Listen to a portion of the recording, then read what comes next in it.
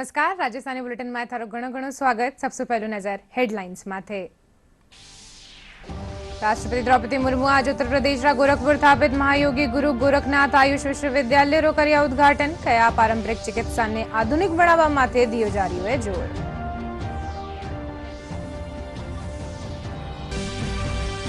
चिकित्सा और स्वास्थ्य मंत्री गजेंद्र सिंह खीमसर जयपुर में स्टॉप डायरिया अभियान रो कर्या शुभारंभ। प्रदेश भर में आज सु 15 अगस्त ताई चिकित्सा विभाग कानी सु विभिन्न गतिविधियां करी जावड़ी आयोजित।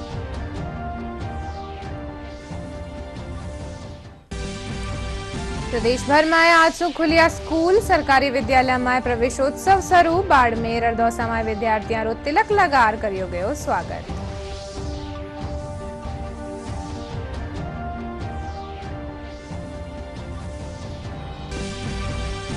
प्रदेश रा पूर्वी भागा में आज भारी बारिश होबारी संभावना। मौसम विभाग रे मुजब लाडला 24 घंटा में धौलपुर रा बाड़ी में सर्वाधिक 145 मिलीमीटर बारिश करी दर्ज।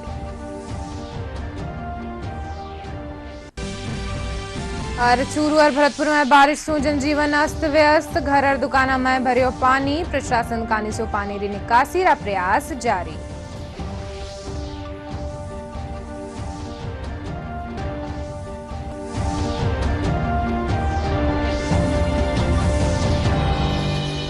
मैं हूं थाके सागे अनिशा डाबले और खबरा विगतवार। राष्ट्रपति द्रौपदी मुर्मू गोरखपुर में महायोगी गुरु गोरखनाथ आयुष विश्वविद्यालय रो उद्घाटन कर्या। इन मौके वणा कहा के एम संस्थान देश री चिकित्सा क्षमता रो प्रतीक है, जटे हर मरीज ने एक नई किरण दिखे है। राष्ट्रपति कहा के विश्वविद्यालय प्राचीन संस्कृति रो केंद्र है। इन साथ ही वणा कहा के पारंपरिक चिकित्सा ने आधुनिक बनावा माथे भी जोर दियो जा रही है। जोगी लोग कहते हैं नहीं, निद्रा को जय करने के लिए आपको और अपने को सशक्त बनाने के लिए, फिजिकली और मेंटली सशक्त बनाने के लिए आपको योग करना होगा। योग करने से 8 घंटा का जो नींद आपको 3 घंटे में ही पूरा होगा। मैं धन्यवाद देना चाहती हूँ उनका अथक परिश्रम, जनता के प्रति समर्पण भाव। आज इस एरिया में बहुत सारे इंफ्रास्ट्रक्चर सुविधाएं, चाहे स्वास्थ्य हो, चाहे शिक्षा हो, चाहे कृषि हो, हर क्षेत्रों में जनता को समर्पित है। भारतीय रेलवे कानी सु आज सु कुछ बड़ा बदलाव लागू कर दिया गया है, जिन रोज सीधो असर आम यात्रिया माथे पड़ेलो। भारतीय रेलवे तत्काल टिकट बुकिंग ने और ज्यादा पारदर्शी और सुरक्षित बनावा खातर आधार वेरिफिकेशन और ओटीपी री अनिवार्यता लागू करी है। रेल यात्रियों ने ट्रेन रा प्रस्थान सु 4 घंटा पहले रे बजाय 8 घंटा पहले आरक्षण चार्ट तैयार मिलेलो। दिन रात 2 बजे सु पहले प्रस्थान करवाली ट्रेना खातर चार्ट 1 दिन पहले ही रात 9 बजे तैयार हो वेलो। 1 जुलाई 2025 से भारतीय रेल ने मुसाफिरों को कई तोहफे दिए हैं। उन तोहफों में सबसे प्रमुख है बेहतर और उन्नत चार्टिंग, यानी रेल यात्रियों को ट्रेन के प्रस्थान से 4 घंटे पहले के बजाय 8 घंटे पहले आरक्षण चार्ट तैयार मिलेगा। दिन के 2 बजे से पहले प्रस्थान करने वाली ट्रेनों के लिए चार्ट पिछले दिन ही रात के 9 बजे तैयार होगा। यह कदम प्रतीक्षा सूची टिकट वाले यात्रियों के लिए, खासकर लंबी दूरी या कहें कि दूर दराज के स्थानों से यात्रा करने वाले यात्रियों के लिए यह व्यवस्था फायदा पहुंचाएगी। रेल मंत्रालय ने यह तय किया है, रेल मंत्री जी ने निर्देश दिया है कि ये किया जाए। उसमें ट्रेन के डिपार्चर टाइम के 8 घंटे पहले ही लोगों को ये बता दिया जाएगा, वेट लिस्टेड टिकट यात्रियों को ये बता दिया जाएगा कि उनकी टिकट कंफर्म है नहीं, ताकि स्टेशन से दूर दराज रहने वाले यात्रियों को कोई असुविधा या तकलीफ ना हो। रेलवे आधुनिक यात्री आरक्षण प्रणाली को दिसंबर 2025 तक नया, उन्नत, लचीला और वर्तमान से 10 गुना अधिक सक्षम बनाने जा रही है। नए पीआरएस से प्रति मिनट 1.5 लाख से भी अधिक टिकट बुकिंग की सुविधा मिलेगी, जो वर्तमान पीआरएस में 32,000 टिकट प्रति मिनट से लगभग 5 गुना अधिक होगा। टिकट पूछताछ क्षमता भी 10 गुना बढ़ जाएगी, यानी 4 लाख से 40 लाख प्रति मिनट में जांच संभव हो सकेगी। नया पीआरएस बहुभाषी, यात्री सुविधा के अनुकूल बुकिंग और पूछताछ इंटरफेस से सुसज्जित और पसंदीदा सीट चयन करने से युक्त होगा। आज यदि आप रेलवे पे टिकट बुक करें तो आप 32,000 टिकट प्रति मिनट ही बुक कर पाते हैं। और एक नए इस सिस्टम के माध्यम से तकरीबन 1.5 लाख टिकट से भी ज़्यादा प्रति मिनट बन पाएंगे, जो लगभग 5 गुना होगा। ठीक इसी प्रकार से जो क्वेरी करते हैं हम किसी सिस्टम के साथ टिकट बनाने के अलावा, ये जानने के लिए कि इस स्थान से उस स्थान तक कौन सी कितनी ट्रेनें जाती हैं, इसका कितना किराया है, तो वो क्वेरी भी जो है वो 10 गुना ज़्यादा कर पाएगा। भारतीय रेलवे 1 जुलाई 2025 से केवल सत्यापित उपयोगकर्ताओं को ही IRCTC वेबसाइट, मोबाइल ऐप या टिकट खिड़की पर तत्काल टिकट बुक करने की अनुमति देगा। तत्काल बुकिंग के लिए आधार कार्ड पर आधारित OTP आधारित सत्यापन लागू किया जाएगा। तत्काल टिकट बुकिंग के शुरुआती आधे घंटे में केवल यात्री ही टिकट बुक कर पाएंगे। टिकट एजेंट को ये सुविधा आधे घंटे बाद मिलेगी। हम लोगों ने एजेंट की टिकटिंग पर रोक लगा रखी है, यानी कि कोई भी एजेंसी जो है टिकट विंडो खुलने के प्रथम 30 मिनट में, खास करके तत्काल टिकट के मामलों में जो है वह टिकट जारी नहीं कर सकता है। जैसे तत्काल जो है वह 10 बजे खुलता है, तो 10 बजे से लेकर के 10:30 बजे तक या तो PRS का जो हमारा विंडो है वहाँ से टिकट जारी होगा, या जो इंडिविजुअल यूजर है IRCTC का, उनके द्वारा टिकट बुक होगा।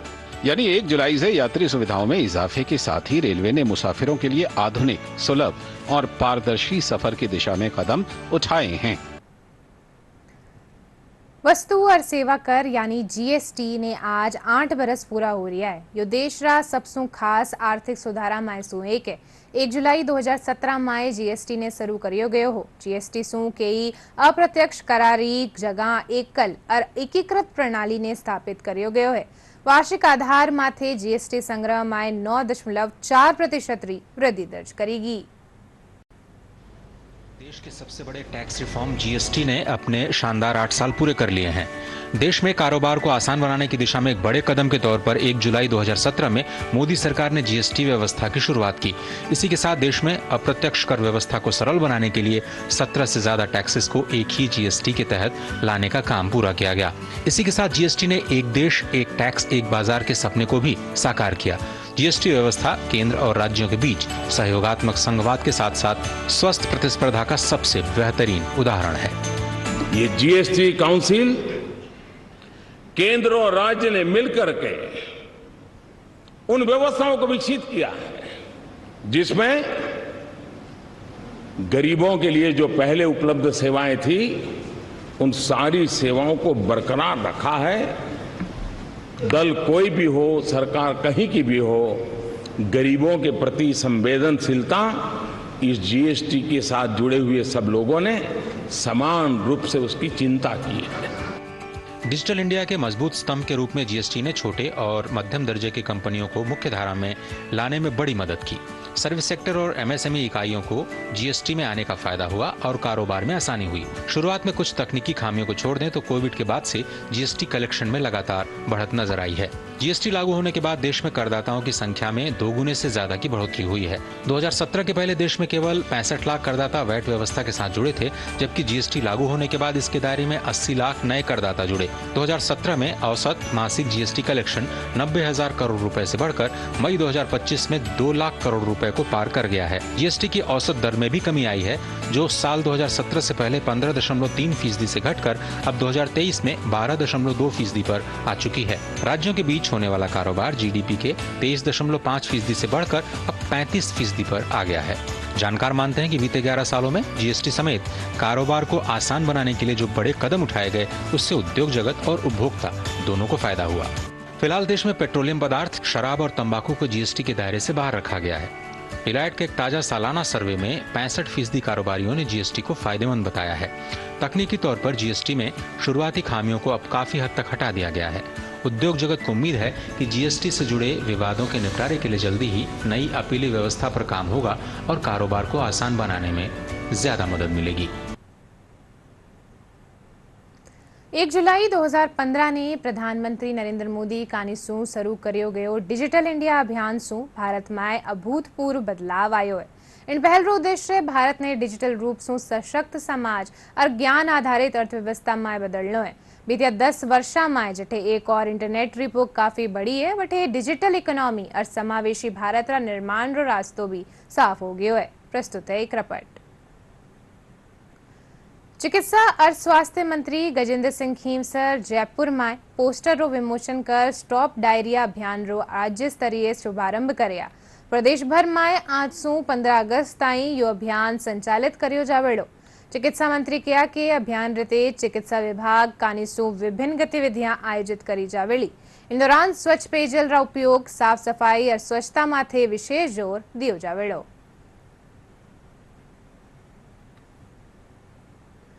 नेशनल डॉक्टर्स डे रे मौके आज जयपुर रा SMS सफाखाना रा डॉक्टरा री कड़ी मेहनत और समर्पण ने सम्मानित करियो गयो। यो दिन चिकित्सा रे प्रति सम्मान और उनरी कड़ी मेहनत ने पहचान दिलावा रो एक अवसर है। अठे लगभग 2000 चिकित्सक तैनात हैं जो हर साल लाखों मरीजा रो इलाज करे और वणा जीवन दान देवे। SMS सफाखाना रा प्रिंसिपल डॉक्टर दीपक माहेश्वरी बताया कि अस्पताल में हर बरस 66 लाख मरीज OPD में और 4 लाख मरीज OPD में इलाज करावे। यो आंकड़ो एम्स भी बतिए। 21 राज्यों से पेशेंट आते हैं, राजस्थान में भी हर जगह से पेशेंट आते हैं। तो उन सब का जो विश्वास हमारे ऊपर है, हम उस पर खरा उतरने की पूरी कोशिश करते हैं। आज की तारीख में डॉक्टर प्रोफेशन जो है सब में नोबल प्रोफेशन कहा जाता है। और जो आप बात कर रहे हैं डॉक्टर्स डे की, ये 1 जुलाई को ये डॉक्टर BC रॉय जो हमारे कलकत्ता के बहुत बड़े डॉक्टर थे, उस दिन उनकी बर्थडे भी थी और पुण्यतिथि भी थी। उनकी याद में एक डॉक्टर्स डे को मतलब एक्नॉलेज करने के लिए हर साल ये मनाया जाता है। और डॉक्टर्स को हम इस दिन सब डॉक्टर से शपथ लेते हैं कि हम बिल्कुल इस नोबल प्रोफेशन की जो इसकी गरिमा है, मरीज के हित में जो भी कार्य है वो करेंगे, निस्वार्थ भाव से सेवा करेंगे। डॉक्टर्स होना अपने आप में एक बहुत बड़ा चैलेंज है। जब आप डॉक्टर होते हैं तो आपके ऊपर एक इंसान की पूरी जिम्मेदारी होती है, उसके पूरे स्वास्थ्य का आपको ध्यान रखना होता है, उसकी जो परिस्थिति होती है उसको आप बेस्ट करके कैसे इम्प्रूव कर सकते हैं, ये बहुत बड़ा दायित्व होता है। तो एक बहुत नोबल प्रोफेशन है। मैं बताना चाहूँगा SMS नॉर्थ इंडिया का नहीं, देश के हर कोने से यहाँ मरीज़ पहुँचते हैं। सबसे बड़ा हॉस्पिटल मरीज़ों के मामले में, देखने के मामले में है। यहाँ रोज़ 10,000 की OPD रहती है। तो लगभग जो पिछले साल का डाटा अपन देखेंगे 30 लाख मरीज़ जो हमारे पास OPD में आए, और IPD के पेशेंट अलग रहते हैं। एक अकेले SMS हॉस्पिटल की बात कर रहा हूँ, अटैच हॉस्पिटल की OPD देखें तो बहुत ज़्यादा नंबर हो जाता है। इसमें हमारा एक विश्वास ही है कि चिकित्सकों के विश्वास की वजह से मरीज़ यहाँ पहुँचते हैं। कुछ दिक्कतें सब जगह रहती हैं, कुछ चीज़ें देखने को मिलती हैं। उन सब को हम इस दिवस को याद करते हुए दूर करने की कोशिश करेंगे। लोग दूर दराज से, यहाँ तक कि राजस्थान से नहीं, नॉर्थ इंडिया के कई स्टेट जैसे UP, MP, अपना पंजाब, हरियाणा, इधर से बहुत बड़े नंबर में पेशेंट्स यहाँ पे आते हैं। अगर उनके जो out of the state patients के हिसाब से भी यदि उनके कुछ चार्जेस लगते हैं तो वो भी बहुत ही नॉमिनल और मिनिमल चार्जेस होते हैं। तो एक बहुत बड़ा फाइनेंशियल बेनिफिट तो है। ऊपर से डॉक्टर्स की जो टीम है वो मोस्ट एफिशिएंट और मोस्ट प्रैक्टिकल टीम है। तो वो लोग बहुत अच्छे से हर पेशेंट को टाइम देकर, चाहे वो इंडोर पेशेंट हो या आउटडोर पेशेंट हो, रेजिडेंट के साथ उसका वर्कअप किया जाता है, फिर उसका ट्रीटमेंट किया जाता है। प्रदेश भर में आज सू स्कूल खुल चुके हैं। सरकारी विद्यालय में राज्य सरकार रा निर्देशानुसार आज सू प्रवेशोत्सव शुरू हो गयो है। बाड़मेर में जिला शिक्षा अधिकारी कृष्ण सिंह महेचा समेत स्कूल प्रबंधन समिति सदस्य विद्यार्थियों रो तिलक लगाकर स्वागत करया। इन टाबरा में स्कूल रे प्रति उत्साह और अपनापन देखवा ने मिलियो। वटे दौसा में भी बारिश होबारे बावजूद टाबर स्कूल पो गया।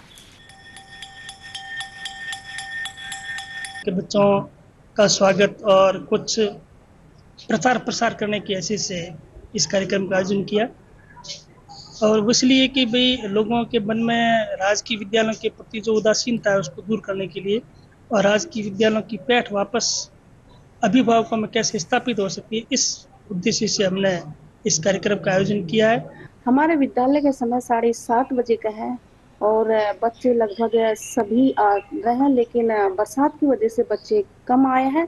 और हमारे आज से प्रवेशोत्सव भी चालू हो गया और एडमिशन की प्रक्रिया के लिए हम संपर्क कर रहे हैं। काफ़ी बच्चे एडमिशन के लिए हमारे आ भी चुके हैं और अभी और भी आना बाकी है। हम अथक प्रयास करेंगे इसके लिए। यहाँ पर जो न्यू एडमिशन्स हुए थे उनके लिए माला अर्पण की गई और उनके तिलक लगाए गए, उन्हें मौली बांधी गई और उनका गुल द्वारा मतलब मिष्ठान से उनका मुंह मीठा किया गया।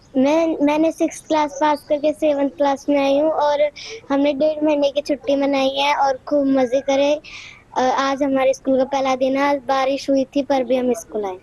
मैं 5वीं कक्षा पास करके आई हूँ, 6ठी कक्षा में आ गई हूँ और मैंने आधे महीने 1.5 महीने की छुट्टी बिताई है। मामा के घूमी हूँ, बहुत मजा किया है। बहुत अच्छा था।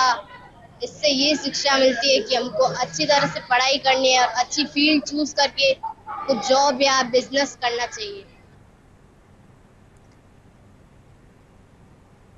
Jodhpur Rajasthan police training centre में आज 64वो दीक्षांत समारोह राख्यो गयो। समारोह में आरएससी और एमबीसी 47 नव आरक्षका ने कर्तव्य निभावारी शपथ दिलाई गई। इन मौके जोधपुर पुलिस आयुक्त राजेंद्र सिंह परेड निरीक्षण कर मार्च पास्ट री सलामी लिया। समारोह के दौरान प्रशिक्षण में चोखो प्रदर्शन करवाला प्रशिक्षुओं रो मेडल और प्रशस्ति पत्र देर सम्मानित करियो गयो। तो नए जवान है, रिक्रूट्स है, उनका पासिंग आउट परेड संपन्न। इस परेड में जो रिक्रूट्स के द्वारा परेड का प्रदर्शन किया गया वो अन्य चीज़ें जो प्रदर्शित की गई बहुत ही उत्कृष्ट स्तर की थी और मेरा ये मानना है कि इस तरह के प्रदर्शन परेड वगैरह है उससे पूरी फोर्स का मनोबल बढ़ता है। समाचार में अबे वक्ते लघु विराम रो। Champions stay on the field, just like JECRCNs in the global world. 25 years of legacy, 2,000 plus placements every year, where the future looks bright and dreams take flight. Build your world with JECRC University, Jaipur. Visit now. एक बार फिर था का स्वागत है। Institute of chartered accountant of India रा स्थापना दिवस ने नेशनल चार्टेड अकाउंटेंट रा रूप में जैसलमेर समेत देश भर में मनायो जा रही है। इन कड़ी में जैसलमेर सीए चैप्टर कानिसों ब्लड डोनेशन कैंप और गौ सेवा कार्यक्रम रो आयोजन करियो गयो। सीए चैप्टर रा सदस्य बताया कि ब्लड डोनेशन कैंप रो उद्देश्य आमजन में जागरूकता फैलानो है।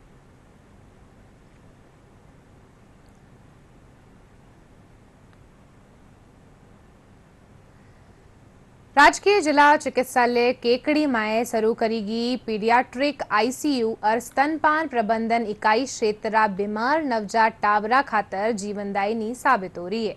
शिशु रोग विशेषज्ञ मनोज कुमार नागर बताया कि अस्पताल में पहले मॉनिटरिंग री प्रॉपर सुविधा नहीं ही जिनसू शिशुवा ने अजमेर रेफर करना पड़े हो, पर अब अठे कंगारू मदर केयर और स्तनपान प्रबंधन इकाई जेडी सुविधावां होबा सू रेफर रेट ना के बराबर हुई है। ये एसएनसीयू एंड एलएमयू यूनिट एक तरह से गरीब परिवार वाले गरीब परिवारों के लिए एक वरदान साबित हुई है। केकड़ी के आसपास जो भी एरिया है जो मतलब अफोर्ड नहीं कर पाते, जो अजमेर जाना भी अफोर्ड नहीं कर पाते हैं, जो प्राइवेट में जाना भी अफोर्ड नहीं कर पाते, उनके लिए एक तरह से वरदान साबित हुई है। जो लोग ओवरवेट बच्चे होते हैं उनको कंगारू मदर केयर दी जाती है। उससे क्या ब्रेस्ट फीडिंग इनिशिएट होती है, बॉन्डिंग होती है और ब्रेस्ट फीडिंग बच्चा करता है आराम से और बच्चे का तापमान भी मतलब टेम्परेचर भी रेगुलेट करती है कंगारू मदर केयर। मेरी गुड़िया है, ये 29 मई को हुई थी। ये हुई उसी दिन शाम को बीमार हो चुकी थी और इनको यहाँ एडमिट करवाया था। 3 दिन तक इसको यहीं रखा था और 3 दिन बाद ये आराम से थोड़ा दूध पीने लग गई थी और इनको हमें दे दिया था। उसके बाद हमें 13 दिन तक यहाँ रहे थे, 13 दिन तक एडमिट रही थी। उसके बाद छुट्टी दे दी गई थी, फिर वापस 17 तारीख को दिखाया था और अभी वापस बुलाया। फिलहाल ये अच्छे से दूध पी रही है और ठीक है। ये इसको 14 दिन तक भर्ती रखा था, इसको सांस में दिक्कत थी, निमोनिया है, इसलिए अब ये ठीक है और स्वस्थ है। 4 दिन को मेरी डिलीवरी हुई थी। मेरा बच्चा काफ़ी कमज़ोर था और यहाँ पर अच्छा इलाज चला और अभी काफ़ी अच्छा है मेरा बच्चा। प्रधानमंत्री नरेंद्र मोदी किसानारी फसला सु संबंधित समस्यावां रो समाधान करवा खातर ई नाम पंजीकरण योजना री शुरुआत करी है। इनसु आय में वृद्धि रे साथे अन्नदाता खुशहाल और समृद्ध बन रहा है। ई नाम जिनने राष्ट्रीय कृषि बाजार योजना रा नाम सु भी जानियो जावे, यो एक संपूर्ण इलेक्ट्रॉनिक व्यापार पोर्टल है। इन योजना ने लेर हनुमानगढ़ में किसान प्रधानमंत्री नरेंद्र मोदी रो आभार जतायो। जो ऐप है वो किसानों के लिए मतलब बहुत फायदेमंद है। अब देखिए, आप जो भी फसल है, जो भी उत्पाद है, किसान अपना अगर बेचना चाह रहा है ऑनलाइन, ई नेम ऐप के माध्यम से इसको ऑनलाइन बेच सकता है। इसमें क्या है, किसानों के जो मंडी के जो बिचौलिए हैं वो ख़त्म हो जाएंगे और जो रेट है वो बहुत अच्छा मिलेगा। इसमें 1000 से अधिक मंडियां जुड़ी हुई है। और सबसे ज़्यादा जो अच्छी बात ये है कि राजस्थान की जो मंडियाँ हैं जुड़ी हुई है, इसलिए सबसे ज़्यादा उपयोग करना चाहिए। अब हमारे आसपास के किसानों को अधिक से अधिक इस ई-नेम ऐप को है डाउनलोड करके और उस पे व्यापार करना चाहिए, ताकि फसल का मूल्य उचित मिल सके और किसान लाभान्वित हो सके। केंद्र सरकार द्वारा संचालित एक किसान समृद्धि सिस्टम है जैसे कहें, तो इसमें अब किसान अपनी फसल देश के किसी भी हिस्से में बिना बिचौलिए के बेच सकता है। ऑनलाइन व्यापारी किसी भी मंडी में किसी भी बाज़ार में बेच सकता है। अपना बेनिफिट सीधा डायरेक्ट किसान के खाते में आता है। केंद्र सरकार द्वारा किसानों की आय दुगनी करने के उपलक्ष्य में ये सबसे बढ़िया स्कीम शुरू की गई है। ये जो ई पोर्टल है किसानों के लिए बहुत ही लाभदायक चीज़ है। केंद्र सरकार की जो योजना है इससे काफ़ी किसान लाभान्वित हो रहे हैं, बड़ी फ़ायदेमंद चीज़ है। इससे एक तो बिचौलियों की भूमिका जो है बिल्कुल समाप्त हो जाएगी। किसानों को अपना उचित मूल्य जो है वो फसलों का प्राप्त होगा। कई फसलें ऐसी हैं जो नकदी फसलें हैं, जैसे कोई फल फ्रूट है और हैं, तो ऐसे इन फसलों में किसानों को जो है बहुत ज़्यादा इसका फ़ायदा हो जाएगा। झारखंड रा ऊपर बनिया एक कम दबाव रा क्षेत्र रा चालता आज प्रदेश रा पूर्वी भागा में भारी और अति भारी बारिश होबारी संभावना है। इनो सबसे अधिक असर कोटा, उदयपुर और अजमेर संभाग रा कुछ भागा में देखवाने मिलेलो। मौसम विज्ञान केंद्र जयपुर निदेशक राधेश्याम शर्मा बताया कि 2 से 5 जुलाई रे बीच मेघ गर्जन रे साथे बारिश री गतिविधियां जारी रहेवेली। इन दौरान मध्यम से भारी बारिश हो सके है। वटे पश्चिमी राजस्थान रा कई भागा में भी बारिश होबारी संभावना है। मौसम विभाग रे मुजब लाडला 24 घंटा रे दौरान धौलपुर रा बाड़ी में सर्वाधिक 145 मिलीमीटर बारिश दर्ज करेगी। 2-3 जुलाई को भी पूर्वी राजस्थान में जारी रहेगा। इस दौरान खासकर उदयपुर, कोटा संभाग और अजमेर संभाग की तरफ कहीं कहीं भारी और अति भारी बारिश का दौर 2 जुलाई को भी जारी रहेगा।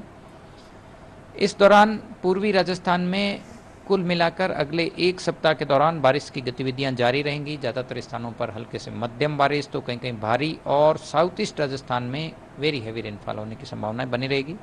वहीं पश्चिमी राजस्थान के बीकानेर और जोधपुर संभाग के कुछ भागों में बारिश की गतिविधियों में बढ़ोतरी होगी। खासकर अगले 48 घंटों के दौरान देखें तो बीकानेर संभाग के जो जिले हैं गंगानगर, हनुमानगढ़, चूरू, इसके अलावा बीकानेर और आसपास के लगने वाले नागौर जिलों में भी अगले 48 घंटों में बारिश की गतिविधियों में बढ़ोतरी होगी। इस दौरान कहीं कहीं मध्यम तो कहीं कहीं तेज बारिश होने की संभावना है। प्रदेश भर में बारिश होबा सु लोगों ने गर्मी सु राहत मिली है, पण चूरू जिला में बारिश सु जनजीवन अस्त व्यस्त हो गयो है।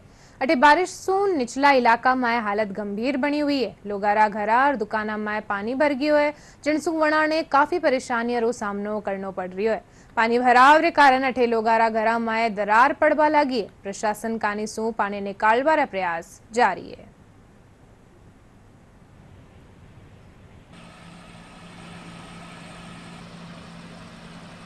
जहाँ से हमें बारिश के दौरान शिकायतें आई थी तो हमने मिट्टी के कट्टे पहुंचाने की व्यवस्था भी कराई थी। कई जगह हमने पंप्स भी इंस्टॉल कराए थे।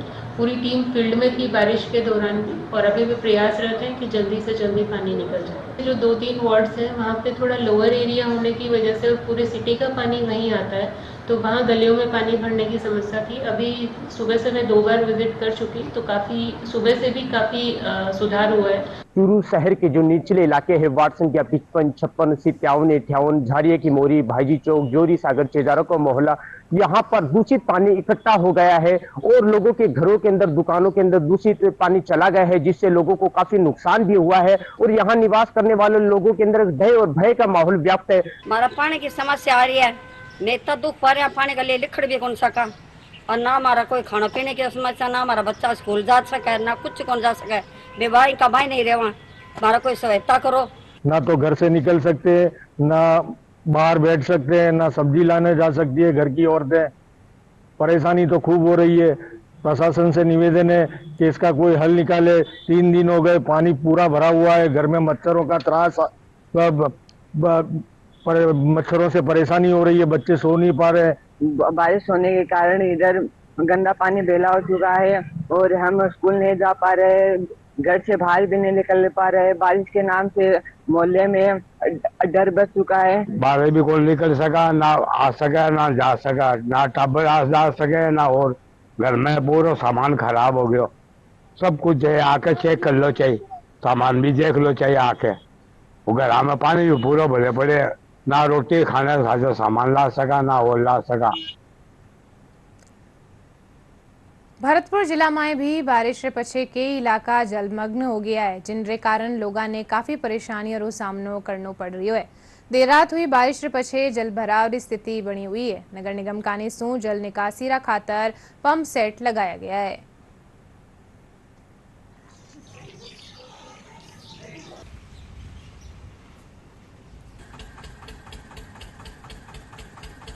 पानी भरा हुआ है, बच्चे परेशान है, स्कूल नहीं जा पा रहे। प्रशासन का इस तरफ कोई ध्यान नहीं है। मैं निवेदन करूंगा प्रशासन से कि इधर आए, देखें और बच्चे स्कूल जा पाए ऐसा कम से कम रास्ता बनाएं और पानी का निकासी का कोई सुगम साधन करें। सेक्टर 3 में होके जाता है ये सारा पानी। अब वहाँ भी सारी कोठियाँ बन गई, वहीं निकासी के लिए जगह नहीं है। हम लोग यहाँ इसी पानी में रहने के लिए हर बार मजबूर होते हैं। और पहले पार्षद साहब लगा देते थे, वही निकलवाते थे रमन जी, और इंजन लगवाते थे, ट्रैक्टर लगवाते थे। उन्होंने काफी समस्या हर बार हल की है।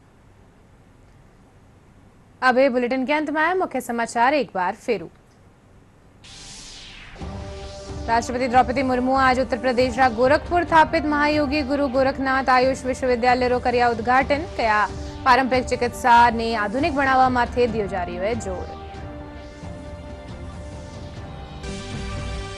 चिकित्सा और स्वास्थ्य मंत्री गजेंद्र सिंह खीमसर जयपुर में स्टॉप डायरिया अभियान रो कर्या शुभारंभ। प्रदेश भर में आज से 15 अगस्त ताईं चिकित्सा विभाग कानीसो विभिन्न गतिविधियां करी जावेली आयोजित।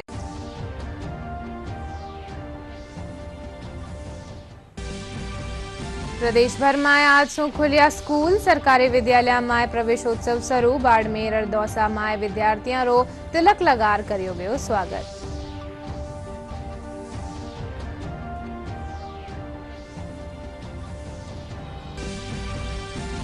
प्रदेश पूर्वी भाग में आज भारी बारिश होबारी संभावना। मौसम विभाग रे मुजब लाडला 24 घंटा में धौलपुर बाड़ी में सर्वाधिक 145 मिलीमीटर बारिश करेगी दर्ज।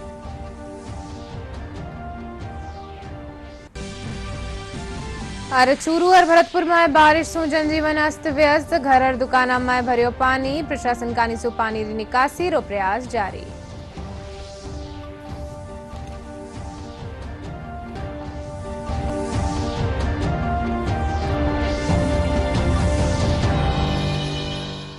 आ बुलेटिन में इतना ही थे। देखते रहियो डीडी राजस्थान।